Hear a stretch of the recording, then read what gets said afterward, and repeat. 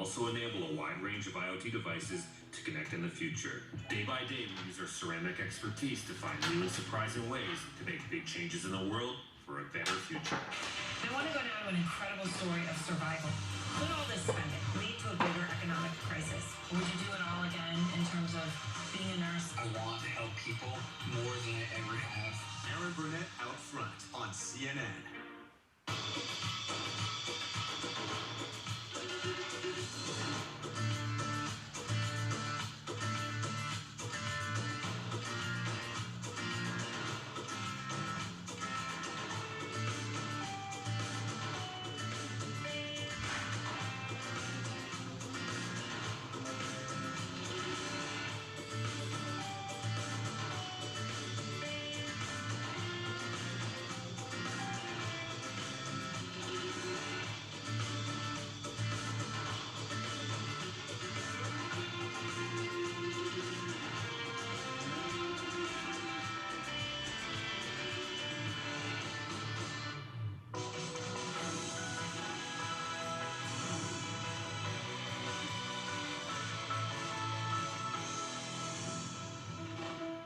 Since day one, DSTV has been bringing all the biggest stars to your screen, and now we're making you the star with DSTV Rewards. Yes, you!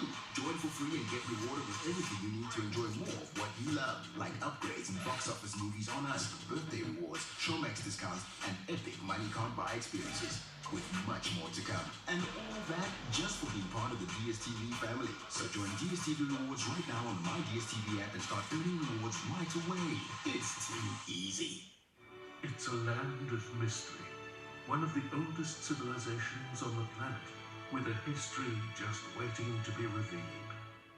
Uncover the little-known story of Wales, from prehistoric man to Roman occupation, from princes to power struggles.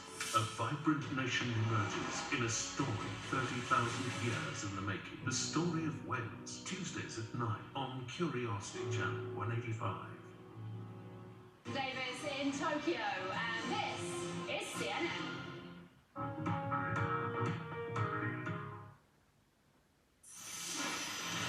We have to stop treating our opponents as our enemies. They are not our enemies, they are Americans. This is the time to heal in America. Time to heal. President-elect Joe Biden calls on Americans to come together, to work together. A very good morning to our viewers here in the United States and around the world. I'm Jim Sciutto in Washington. And I'm Poppy Harlow in New York. We are so glad you're up early with us. It is 4 a.m. here on the East Coast, 1 a.m. on the West Coast. Maybe you didn't go to sleep. It has been an historic and a big night in America. Welcome to our live coverage of the historic 2020 U.S. presidential election. Well, overnight, Joe Biden and now Vice President-elect Kamala Harris certainly made history. The mood at his victory speech, their victory speech, was one of celebration. But we should note a raging pandemic continues. There is widespread unemployment, continued racial division, a bitterly divided country. Some of the challenges awaiting Biden and Harris as they take office in January. On Saturday, just hours after clinching the White House, the former vice president addressed these many challenges, and it's a daunting list. Americans have called upon us to marshal the forces of decency, the forces of fairness, to marshal the forces of science, and the forces of hope in the great battles of our time. The battle to control the virus, the battle to build prosperity, the battle to secure your family's health care, the battle to achieve racial justice and root out systemic racism in this country. And the battle to save our planet by getting climate under control. The battle to restore decency, defend democracy, and give everybody in this country a fair shot. That's all they're asking for, a fair shot. Joe Biden's running mate Kamala Harris has made history as well with a litany of firsts. She is the first woman of color, the first black person the first South Asian person to be elected U.S. Vice President. In her victory speech, Harris paid tribute to the women who broke through race and gender barriers before her. And also, she spoke about what her achievement means for the future. Every little girl watching tonight sees that this is a country of possibilities. And to the children of our country, regardless of your gender, our country has sent you a clear message. Dream with ambition, lead with conviction, and see yourselves in a way that others may not, simply because they've never seen it before. But know that we will applaud you every step of the way. And with those words, history made for sure. Let's go to our colleague Jason Carroll, who joins us this morning in Wilmington, Delaware. Jason, what stood out to you most when you saw that? Both what happened on stage and what you heard from the people around you watching. Well, there's a couple of things. First thing that stood out, I think, to not only me, but to some of those who were out here who came to see Joe Biden, a hometown hero, was the message of unity. And it's a tall order, considering just how divided this country is. But this was a message that we heard him talk about tonight, Poppy. It's a message that we've heard from the very beginning of the campaign. This is something that Joe Biden really believed in, wanting to unite the country, and he talked about that tonight, saying it's not about red states, it's not about blue states, it's about the United States, about recapturing the soul of the country. And when we spoke to folks who were out here, that was a message that really resonated with them. It was a very diverse crowd who came out here to hear the President-elect speak. And some of the things that really stuck with some of the folks that we talked to was this message of calm, a message that they felt a sense of relief, a sense that this is a man who could really bring the country together. I've spoken about this before, but one man that I spoke to from Cameroon, he's now a U.S. citizen, he has a young daughter. He said when he saw Joe Biden on the stage, especially there with Kamala Harris, he really felt as though for the first time his daughter could grow up and be whatever she wanted to be. Kamala Harris, for her part, saying a few things that really stuck out to me, where she said that the country really chose decency, truth, and hope. But she also talked about the work that needs to be done going ahead. And there is a lot of work that needs to be done. The country facing a pandemic, facing an economic crisis as well. Biden saying for his part on Monday, he's going to be revealing and announcing this 12-person task force that's going to be dealing with the pandemic. A lot of folks wondering about what's going to be happening with the transition. Well, his transition team has been working behind the scenes since Labor Day. They already have some folks in mind for the cabinet. He says his cabinet is going to look like the rest of the country, diverse. And these are a lot of the messages that I think are really sitting home with a lot of people who came out here tonight and last night, Saturday night. It's all blurring into one, quite frankly, at this point. But to hear Joe Biden, President-elect, speak, it was an incredible moment being here in Wilmington, where so many people care about him. And I think at this point, a lot of folks are saying they're just waiting to see what's going to happen next and see how he's going to tackle all of these challenges that lie ahead for him. Yeah, for sure. Well, Jason, we know night is blending into day, so thank you for staying up through all of it for us. We appreciate it. Jim. You bet. So you heard the victory speeches. What about the current president's concession speech? Unfortunately, we're still waiting on that. Sources tell CNN that President Trump has not denied the election outcome privately, but publicly he continues to make baseless claims about mail fraud, about voting fraud, pushing his lawyers to challenge the results in court, and tweeting in all caps, "I won this election by a lot." It's not true. We've also learned that his son-in-law and advisor, Jared Kushner, has approached the president about conceding. Question is that going anywhere? Senior political analyst Ron Brownstein joins us now from Los Angeles. And Ron, hi guys. I'm going to set aside the president for a moment here, because I suppose it's up to him when he recognizes reality. But I want to take a look at this electoral map again, beyond the numbers there. And we should note both Arizona and Georgia, as the tally stands now, both going red. North Carolina and Alaska, of course, more likely to go red. Both going blue, I should say, Georgia and Arizona. What does this map tell you about Joe Biden and Kamala Harris's victory, where their support was and where it extended into? It tells me that Joe Biden was probably the only Democratic nominee who could have beaten Donald Trump. I wrote on Election Day in 2016 that the risk to Hillary Clinton was that she would fall just in between the party's past and its future, that the party coalition in the Rust Belt would crumble a little faster than the party coalition coalesced in the Sun Belt, and she could fall just short on both fronts. And of course, that is exactly what happened. And it's pretty clear from these results, Jim, that was possible for Democrats, again, even with Joe Biden on the ticket, and with a massive gain in the metro areas of Philadelphia and Detroit and Madison, and an improvement even in the suburbs of Milwaukee.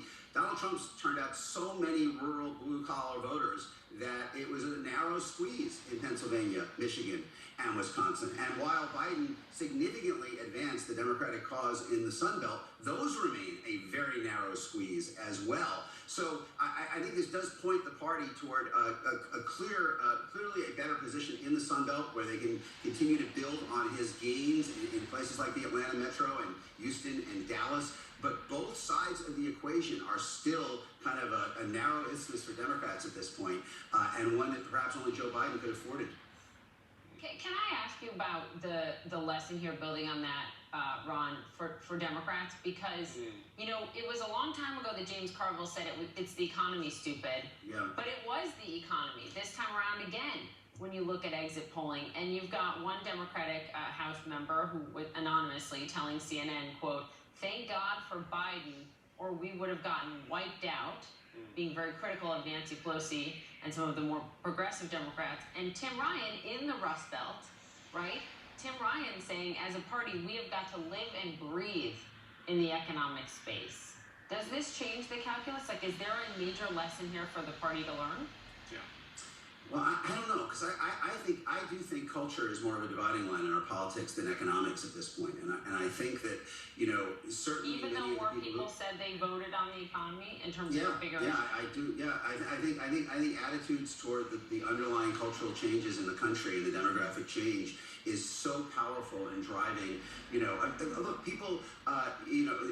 What Trump has been able to do is achieve just enormous levels of turnout and continued margins, even against Joe Biden. Now Biden did recover somewhat among those blue-collar white women, but probably not as much as they hope. On the other hand, Democrats really, Poppy, we can't overstate the size of their advantages in these big kind of metro centers of the country, whether it was Cobb and Gwinnett, which used to be reliably Republican counties, each voting 58% for Biden, or Biden winning the 4 suburban counties of Philly by 275,000 votes, or the Denver metro by 400,000, even Texas winning the big urban centers by 900,000. That is real. And I think that is the fundamental dividing line. And what you saw in the House was Republicans running not so much against what Democrats actually did in 2019 and 2020, prescription drug negotiation for Medicare, background checks. They ran against what they might do, right? And they ran against things like defunding the police or single-payer healthcare, which are unlikely to pass, but which become very much of a flashpoint in this far terrain, kind of the suburban terrain in the Sun Belt. All right, Ron, so let's talk about the possibility of divided government here. Yeah. And listen, we don't know what's going to happen to those 2 Senate elections in Georgia, but let's say that Democrats don't get both of them. So paint a picture for me of how the Senate under Mitch McConnell works with Joe Biden in the White House. Is it pie in the sky to imagine compromise on anything? I mean, Mitch McConnell famously said when Obama was elected, I want to make him a one-term president. Right. Said it to my colleague Major Garrett at National Journal magazine when I was there. Look, I think that paradoxically, Biden has better chance of getting some cooperation from Republicans if Democrats win both of those Senate seats in Georgia and actually have a 50-50 majority and know they can, with Vice President Harris breaking the tie and they know that things are going to go forward with or without them. I think if Mitch McConnell has the opportunity to block the Biden agenda, by and large, he will. I mean, if you think about the things that Joe Biden ran on, expanding the public option in the ACA, Medicare negotiating for prescription drug prices, a big increase in spending on green energy, a new Voting Rights Act, further gun control, police reform. What part of that is Mitch McConnell and the other Republicans in the Senate going to feel like they want to help him advance? And the fact that, you know, that we saw again in this election, virtually every Senate race go the same way as the presidential and that state Democrats simply could not beat any Republican in any state that Donald Trump carried, except unless Trump ultimately wins Arizona and Kelly wins anyway. But the fact that they are now kind of, you know, all in the same coalition, I think it just makes it really hard to peel off meaningful Republican support unless, you know, as I say, paradoxically, unless they win both of those races in Georgia and Republicans know this is going forward, then Joe Biden's deal-making instincts might allow him to bring some of them into the tent. But if they have the opportunity to just block it all together, I don't know how he gets many of them to come across the line. Oh Lord. Well, let's hope. I think Americans want some progress on something, right? And I think on the coronavirus, by the way, I think on the coronavirus is the big exception. I mean, that is, the conditions are so horrific that they may have to deal with that. But I think on many of his agenda items, it's going to be awful tough. Again, paradoxically, if they have the votes, I think Biden's instinct will be to make deals and bring in Republicans genuinely. But if they don't have the votes, I think McConnell is just going to, you know, he likes being the Grim Reaper. Yeah. Well, the age of the executive order continues. Rob Brownstein, thanks so much as always. Thanks for having me, guys. Thank you, Ron. All right, President-elect Biden faces, as we just talked about, a deeply split America. He also faces a Congress where Democrats lost some key races. The view from both sides of the divide ahead. Plus, the latest on President Trump's planned legal fights over mail-in ballots in Pennsylvania. The scene earlier in Philadelphia, Biden supporters in the state put President-elect Biden over the finish line and headed to the White House. Stay with us.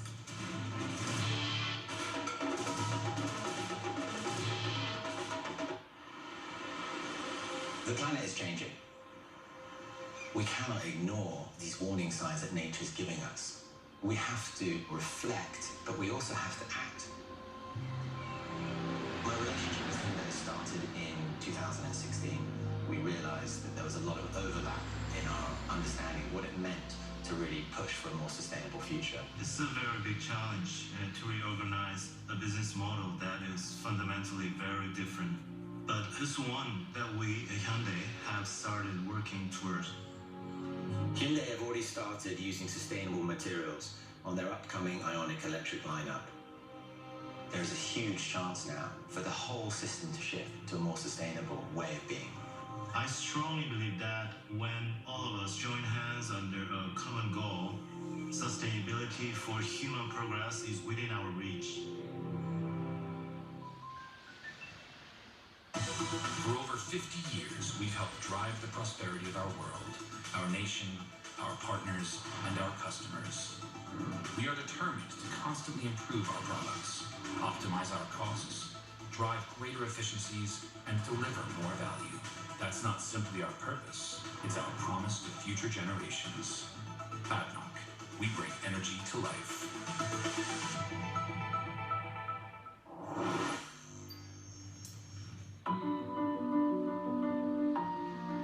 A mask can say a lot about the person who wears it, but even more about the person who doesn't.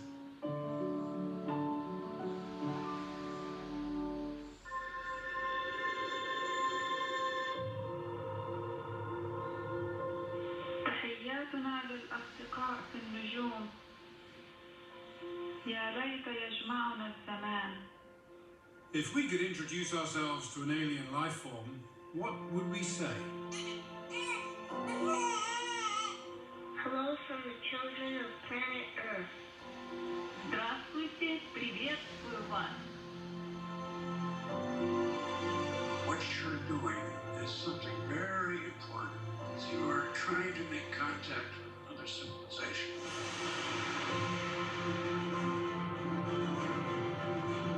Both voyages just carry a copper phonograph record. A message. We're celebrating the sights and sounds of Earth. I was looking for images for 100 different topics. Agriculture, families, science, medicine.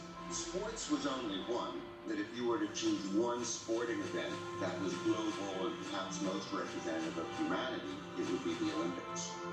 And if you were to choose one athletic that was basic to all sports, I would be running. And what if the athletes chosen to represent humanity were never told, and they didn't learn the truth until decades later?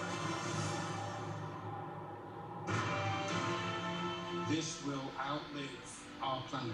I just wonder how you feel about that. Well, it's just not something that you can wrap your mind around, but your heart can and your imagination can.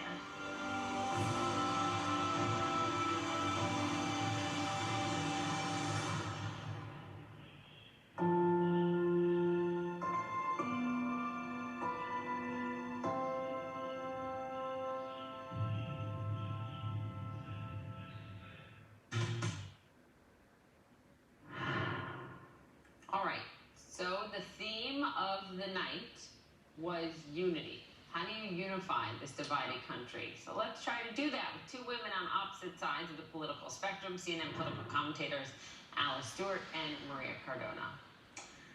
All right, Maria, good morning to both of you. And we owe you a debt of gratitude because you're with us here in the crazy overnight hours. Good morning. This is what unity's about. That's right. So, Maria, let me begin with you just for a moment because I think, let's take a moment. We're only a few hours into this, right? Right. The history here. Kamala Harris, first woman, first black woman, first Indian American woman to serve as vice president. Your reaction? It's overwhelming, Jim. I was on the air yesterday when they made the announcement when CNN called it for Joe Biden. I was on CNN Español, and I did exactly what I'm told Van Jones did on the air. I cried because it was just completely overwhelming, the flood of emotion. As a Latina mom, I have a Latina daughter and a Latino son who are able now to see what the possibilities are after 4 years of so many communities, including the Latino community, being attacked, being marginalized, being dehumanized, being hunted by the rhetoric that this president has inspired. And so for Joe Biden to have picked Kamala Harris and to see her last night on stage speaking to my little girl directly about the possibilities in terms of what this country has in store for her was just, it filled my heart and it filled my soul, and I know that that did for so many Americans as well. Alice Stewart, as a Republican strategist, I wonder what you think post this election happens to Trumpism, right? Because the president still got 7 million more votes than he did in 2016. And 70 million plus people voted for him, the most ever to vote for a losing candidate. The margins were razor thin in some of these key states. Is this the new Republican Party? He certainly has captured the voice of Republicans, 70 million of them, in fact.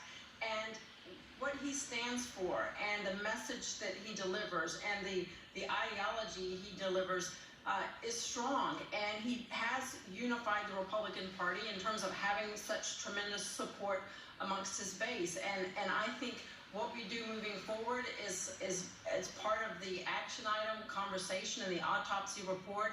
But I think we have to remember that while people might not agree with the tone and tenor that this president brought forth, I have a lot of issues with it, and I've said them publicly often. You have to remember, peel back the layers, and it is the policies that he represents and the fact that he is giving voice to these 70 million people across the country, and they are united behind him, and they look forward to how the party comes out across this. But Poppy, if I can say this, please, that I watched everything that happened yesterday, and I too, like Maria, I was chilled, I was touched in my heart. And when Kamala Harris said, I might be the first woman in this office, but I will not be the last. and the camera pan to little girls, it's heartwarming and inspiring. And I'm actually encouraged to see what type of unity we have in this country moving forward. Listen, I'm a dude, and I was moved as well, right? I moved as well. Well, you're also a dad of a little girl, Shugo. For sure. And I thought of that, and she was watching. I had her well past her bedtime, but she was watching. She was watching last night. It was an important moment. Let me play devil's advocate here for a moment, because yes, 70 million people voted for him, but he's going to be good 5, 6, or 7 million behind Joe Biden, right? He underperformed his party in these races, right? Losing the White House while they gained seats in the House of, maybe lost only a couple in the Senate. And folks, when Jimmy Carter lost after one term, or George H.W. Bush lost after one term, they didn't say, well, that party will forever be defined by them. In fact, they said the opposite. I wonder, Maria, can we overstate? Is it possible that, if not all, but many Republicans say, well, actually, we need a course correction here? That I think is going to be the question of the moment moving forward, Jim, in terms of how are Republicans going to deal with this humongous presence? And we all know he's not going to go quiet into the night, right? We are all wondering whether he is going to try to grip onto the Oval Office and to the Resolute desk with super glue, and we're going to have to peel him off. And who is that going to be? But, broadly, he and his supporters, frankly, specifically his son, have already acknowledged and kind of said, look, Republicans who you want to run in 2024, why aren't you coming out and defending Donald Trump?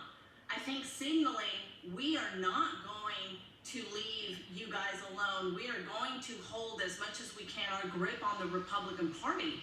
So I think that it is really going to be incumbent upon Republican leaders to figure out what the way forward is for their party. I know that so many Republicans, those folks who worked on the Lincoln Project, everyone who understood how dangerous Donald Trump was for the country and for their Republican Party, were hoping that they could just start clean with a clean slate after this election, if and when Joe Biden won. And that hasn't happened yet. Will it? We'll see. I think it's going to take all of us, frankly, working together. We'll help Republicans with that if they want it. Alice, you're from Georgia, and there's a very good chance that Joe Biden will flip Georgia blue for the first time in 28 years it's been. And I wonder if you could just speak to, if it happens, is it Biden? Is it the moment? Is it Stacey Abrams' work on voter turnout? What is the reason? There's several reasons. I speak with folks there and those in the Secretary of State's office, and a lot of it is in Atlanta, the Fulton County and DeKalb County area, the large number of Democrats that have moved into that area. And some of them have said that Trump's demeanor did give them heartburn, and it turned some of them off. And look, it has been a long time coming in terms of this blue wave coming into Georgia. In terms of the presidential, I am not convinced that we will lose those seats to the Democrats.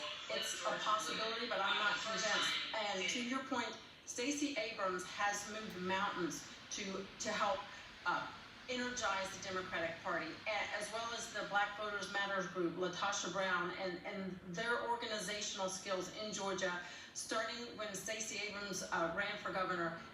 It has been tremendous. But the overall party, the Republican Party in Georgia, is still looking to galvanize. They're going to put boots on the ground, money in the coffers, and every effort they can possibly do to keep those the seats Republican. I think that is critical because it's important to keep, I think, for the balance of power and for democracy in this country, to have divided government. I think America will be better with Joe Biden in the White House and Democrats controlling the House, that we need the Republicans to control the Senate to keep the balance of power. And Republicans in Georgia are going to work extremely hard to make sure that that's the case. you all of a sudden, your home state became the center of the political universe for the next 9 weeks. Poppy, that's for sure. Marie, I'm sorry, we have to leave it there, but we'll have you back very soon. Next time. Next time. Thanks, ladies. Alice Stewart, Thank you. Maria Cardona. Yeah, next time I'm just going to let all three of you guys talk so you get the time, because there's so much to get through there. Well, as President Trump claims the Democrats stole the election, again, we should note, without foundation, many Republicans keep it quiet, some actually endorsing the president's unfounded accusations. Coming up, the latest turns in Trump's legal and Twitter battles over mail-in ballots in Pennsylvania.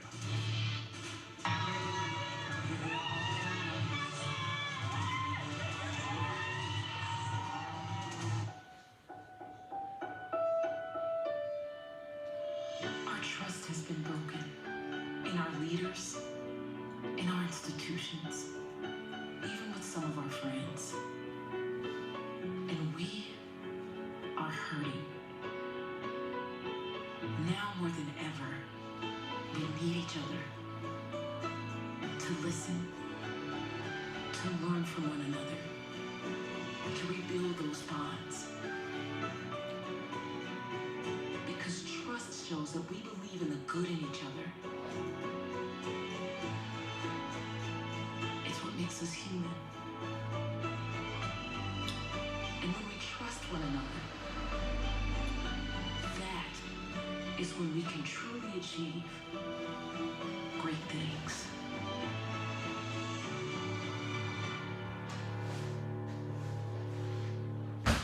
The journey to the top for a successful business in Africa starts with an idea. But how does a concept become a moneymaker? African and global industry leaders share their stories. Friday on Profit Point in CNN Marketplace Africa in association with Dangote.